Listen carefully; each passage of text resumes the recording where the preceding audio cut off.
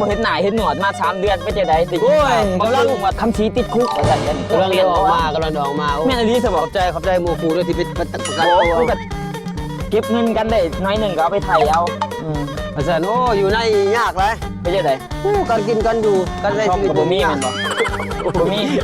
ที่จะได้ไปกูเห็นคนงามกับตบกินอยู่ก็บ่ขอแม่น บ่คือน่ะเขากินน้ำอารมณ์ชื่อโอ้โหกินกุ้งเต้นเลยได้กินกุ้งเต้นเลยได้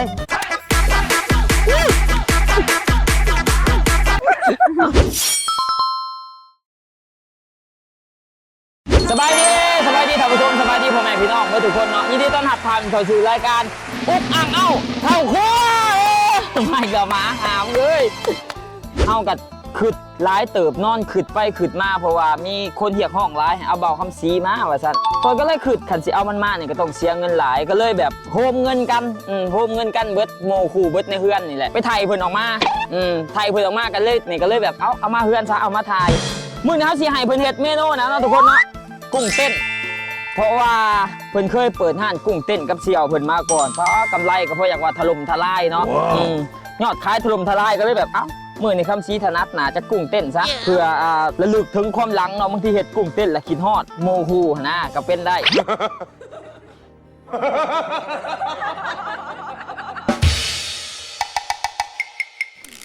เอามาเนาะคำสีขอเฮ็ดเสิร์ชว่าคำสีบ้านเพลนบ่เห็นหน้ากับ3 เดือนทุกคนเป็นเก่งๆนอนเป็นแบบรายการจักจะได้เนาะสบายดีเบิดสกูทุกคนเนาะบ่เห็นหน้าเห็นหนวดมา3 เดือนไปจะได้ดิโอ้ยกำลังว่าคำสีติดคุกว่าซั่นกันกำลังออกมาแม่นอลีซะบ่ขอบใจหมู่ครูด้วยที่เป็นประกันตัวเก็บเงินกันได้น้อยหนึ่งก็เอาไปไถ่เอาอาจารย์โอ้อยู่ในยากเลยไปจะได้การกินกันอยู่กันได้ชีวิตบ่มีแม่นบ่บ่มีที่จะได้กูไปกูเห็นคนงามกับตบกินอยู่ก็บ่ขอแม่นบ่แต่น่ะเขากินน้ำอารมณ์ชื่อกุ้งเต้นเป็นเมนูถนัดเบาคำสีเนาะทุกคนเนาะประเทศนี้ด้วยหรือบอกกุ้งเต้นนี่กินทอดเนาะเคยเปิดห้างมาก่อนปิดปรับปรุงไปนี่ก็2 ปีเลยแต่ว่าขายนี่ขายดีแห้งเลยอันนี้พี่ยังก่อนนี่พี่5พี่6เดี๋ยวเอาหุ้นส่วนกุ้งเต้นญาติมีส่วนอยู่อาจจะได้อยู่มาเริ่มกันเลยบ่กุ้งเต้นเบอร์นะครับที่ซอยนะฮะเนาะให้เบาคำสีเป็นคนก้อยเนาะทุกคนเนาะกุ้งกับเศร้าเต้นแหละเพราะว่าเขาไปเอามีดอยู่ใช่ปะใหญ่เลยมีดแน่กว่าเลยนะสมมติอุ้งเอาเขาขั้วดีเนาะเบาสีนี่กับทหารกันเลยทุกคนเบาโตกับทหารเบาสีนี่ให้ทหารทั้งปีอีพี่ก่อนทหารมาว่ะอีพีก่อนทหารเชิญทหารมาช่วงนี้เหตุกับระบบการจะตั้งอย่างเดียวแมนอีพีหนาน่าจะเป็นแบบหมอตำรวจอีกสักคนเลยทหารคือกันอันนี้กับทหารกันเลยทุกคน8 ปีเลย8 ปีก่อนมาเป็นยูทูบเบอร์นี่ก็เป็นทหารมาก่อนเนาะเป็นได้คือตัดสินใจออกทหารนอดครอบครัวแล้วอยู่ในครอบครัวโตที่อันโตอยู่ในครอบครัวเริ่มเลยบ่ใช่เริ่มจะได้กูถ่าอันนี้ยืดเดียวนึงมีดเอายังไปเอามีดที่พูดอยู่ว่านี่อันนั้นพนักงานเขาทีมงานเขาหลายอยู่ทีมงานอะไรยังแลนไปซื้ออยู่ขาดมีดโอ้เอากุ้งชนิดได้แล้วนี่กุ้งใส่บอลบ่เอาแบบสูตรได้สูตรจะเปิดห้างได้เลยนะสูตรสายตูดเลยบ่กุ้งเป็นสายตูดเลยเอาแบบนั้นเลยเอาแบบสูตรแซ่บด้วยโอ้โทรหาหุ้นส่วนแล้วมันใส่ยังคือมันใส่บักพริกบวง1กับเป็นนัว2 บวงนะคือว่าบ่แผนกมันมีแต่เก็บเงินอย่างเดียวหรือว่าเดี๋ยวอีพี่หน้าเชิญมาก็ได้เล่นกันเลยทุกคนเนาะเอากุ้งไปมันก็เบียดเต้นมาได้แล้วเพราะว่าเขาไปซื้อมาตลาดญาติกันด้วยนี่ญาติกันก็เวียดนามไปเก้ทับเขาจังได้พอเขาขายหากระถุง1 25,000ที่ได้ไหนก็ไปเลือกเอาเพิ่นต่อเขา25,000ในบ่25,000ในบ่ก็อยากเอาแนวอยากเอาแนวกูก็เลยไปแบบ 30,000เอาเลยกุ้งมันบ่เต้นเลยมันเป็นกุ้งแห้งเลยกุ้งเต้นเขาก็เต้นเองได้อยู่เดินมา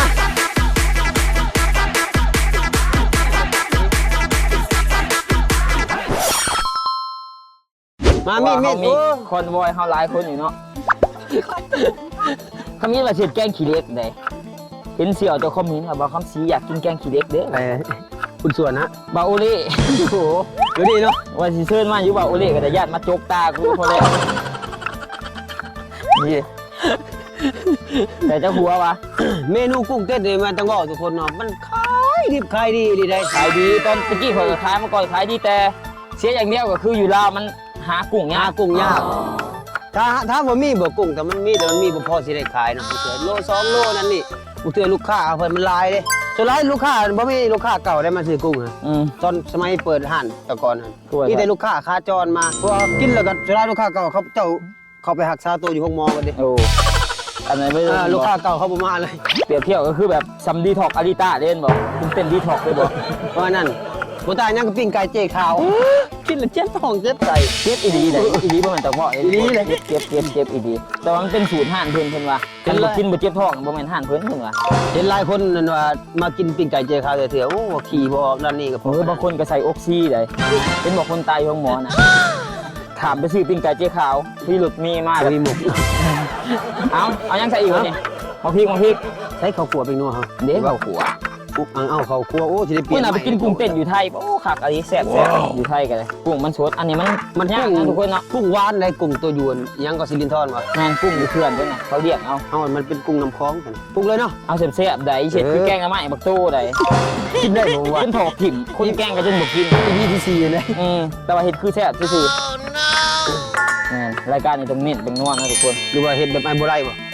โอ้บ่ได้นี่ก็บ่ได้เด้อทุกคนเคยมาเห็ดอาหารผมกินอยู่แซ่บๆในคลิปนี่ เกลือถ้าสิบ่ใส่นะเกลือ ปลาแดกบ่ใส่บ่ บ่ บ่ใส่ปลาแดก ผักนี่ใบใหญ่เด้อบ่หานกินดิตั้งห้องน้ำมันจะดิ กินข้าวหรือบ่กระทบชี้กันกินกระทบนี่ บ่ได้บ่ถ่ายคลิปอยู่เลย เอาสิไปจังไผก็กินเนาะ คัดกันเลยตัวนี้เด้อ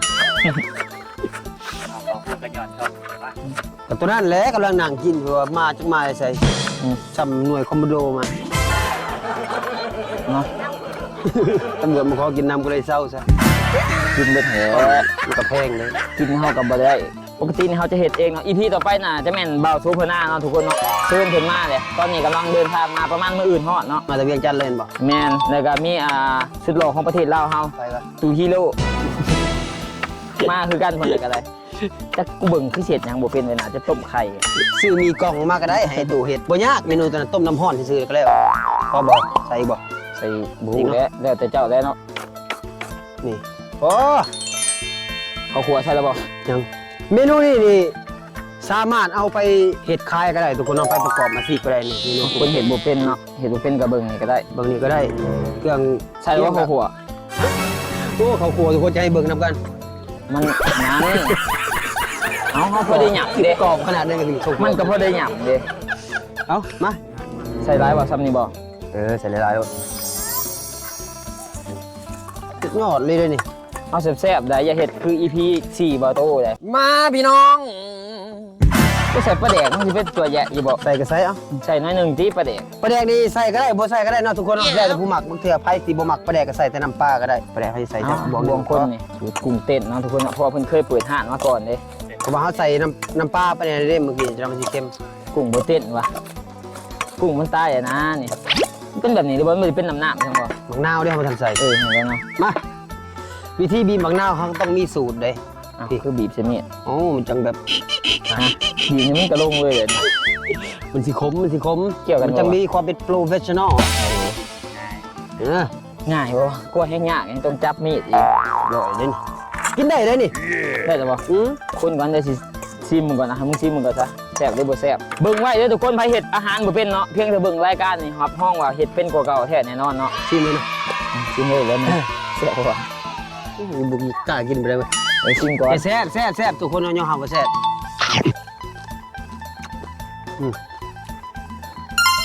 แซ่บ นี่ครับนี่ แซ่บบ่วะ แซ่บเลย บ่เชื่อนไปเลยนะเดี๋ยวทุกคนซิมเบิ่งเอา เอาผักแต่แซ่บ เติมเดียวกุ้งมันใหญ่มันแทงปาก เป็นเมนูกับแก้มก็ได้กับข้าวก็ดีเลยนี่มาสิ ซิมมา ตาเลิศนะดีเด้อพี่น้อง เห็นมายืนหึงเลย ไปร้อนจะสิบก่อน พัน ทุก พั คน นแซ่บ ไปแซ่บอยู่ได้แป้งนัวกูใส่ซองบวง ตัวใหญ่เนาะบุกเนี่ยเถิดบุกแล้วกูไม่เต้นเราเต้นเอง แต่คัก นี่เนาะมาไกลๆนี่เจ็บดีนะ กินกุ้งเต้นเลยได้กินกุ้งเต้นเลยได้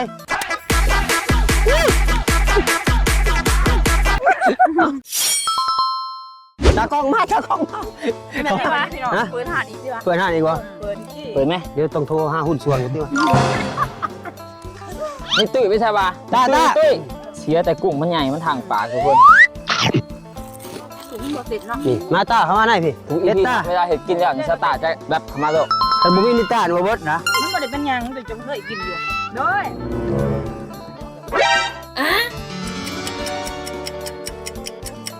ยัดเลย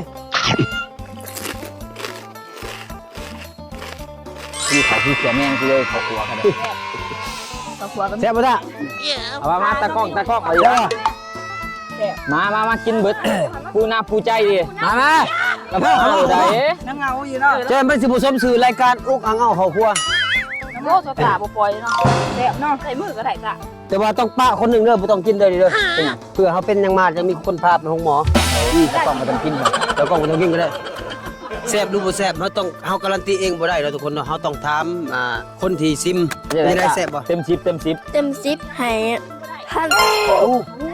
แซ่บเกินเดี๋ยวสิถามซะหน่อยไปได้เต็ม10ให้เท่าใดนางอีนางหน่อย แซ่บเต็ม10ให้ร้อยเอาให้ร้อยซะเพราะว่ามันแซ่บเกินเยอะ ตอนขบกันครับยังมีห่านอยู่ที่นอก บ่มี มี แล้วขายสนามแดงเดี๋ยว แม่นแหละ คายจนเหนื่อยโอ้คายจนบ่ได้นั่งเลยเศร้า เปิดไมค์รอบ2เป็นจะได้โยนคำว่าพิธีลาสิถามนี่เป็นจะได้แซ่บเต็ม10ให้เท่าใด ไอ้เราไอ้เด้อวิธีนี่นะ ถือว่าผ่านนะทุกคนเนาะเมนูนี้เนาะผ่านกว่าแกงน้ำไหม้เบาตัวมาพี่น้องลองไปเห็ดกินเลยทุกคนอยู่เมกาเนี่ยบ่มีเนาะแบบนี้บ่ได้กินเพราะมันมีกุ้งน้อยแบบนี้ มีแต่กุ้งทะเลบ่ มีแต่กุ้งทะเลเขาจะก้อยกุ้งทะเลก็ไม่ได้อีก ก้อยกุ้งกับยอดผักกระโดนเป็นอีหยังที่แบบเข้ากันเลย มาตีตะกล้องเดี๋ยวกับโบเห็นตัวเองในคลิปบ่อยากตัดคลิปอีกเอามายืนหลายๆงากันยังวะ รสชาติคืออยู่ห่างเลย รู้ป่ะ หั่นก้อยกุ้ง อันยัง รสชาติคืออยู่ห่างถึงมาเลย คือว่าแซ่บผ่านอยู่เด้อทุกคนเด้อเบิ่งเขาตักจะนี่ให้ทุกคนเห็นนำกันมันจังคือโหคือว่าผ่านเดี๋ยว EP ต่อไปเช้าๆหน่อยมาผู้เดียวซะต้องคิดเมนูก่อน เอาสรุปก็คือเมนูนี้ คือว่า ผ่านนะทุกคนนะแซ่บเนาะ ผ่านเบกินเบอร์พี่น้อง ก้อยกุ้งนำของแซ่บๆเลยทุกคนสำหรับใครที่บ่เป็นเบิ่งคลิปนี่สามารถเฮ็ดเป็นได้เลย ขนาดกุ้งตัวใหญ่นี่เห็นบอกยังบ่มีแบบ อืม ความข้าวเลยยังอันเป็นกุ้งน้อยกุ้งฟอยในแห่งชีพเดอะเบส ฝัน EP นี่ก็สิจบเนาะต้องขอบใจแขกรับเชิญเนาะที่สละเวลาออกมาแต่คุก เพื่อมาในรายการนี้ปกติเพิ่นก็จะติด2 ปีเพิ่นว่า อันนั้นเขาโทรมาบอกเลยว่าเขาจอดทางอยู่ ตอนโมงแล้วนี่อีก10 นาทีนี่ก็ได้เข้าไปมีออกมาขอเขาออกมาเห็นเมนูสิได้นี่ โอ้แม่นบ่ ออกมาเห็นเป็นแค่มักเชิญสิเด้รถมอเข้ามาหับ เอาไปซะ เอาไปก็ได้ทุกคนเด้อมีโอกาสไปเยี่ยมไปยามกันนะ บ๊ายบายเด้อทุกคนขอบใจนะทุกคนที่เบิ่งคลิปนี้จนจบเนาะคันอยากเห็นเฮาเฮ็ดเมนูใดก็สามารถคอมเมนต์ไว้ได้เด้อทุกคนแล้วก็อยากเห็นเฮาเชิญผู้ใดมาก็สามารถรีเควสหรือว่าคอมเมนต์ไว้ได้เอาผู้นั้นเอาผู้นี้มาแน่เดี๋ยวเฮาสิจัดให้เนาะบ๊ายบายทุกคนฝากกดไลค์กดแชร์กดติดตามอย่าลืมเบิ่งโฆษณาให้เฮาเด้อบ๊ายบาย โยโอ้อิงโยโยไปไปโยโยเหวเหวยั่วยั่ว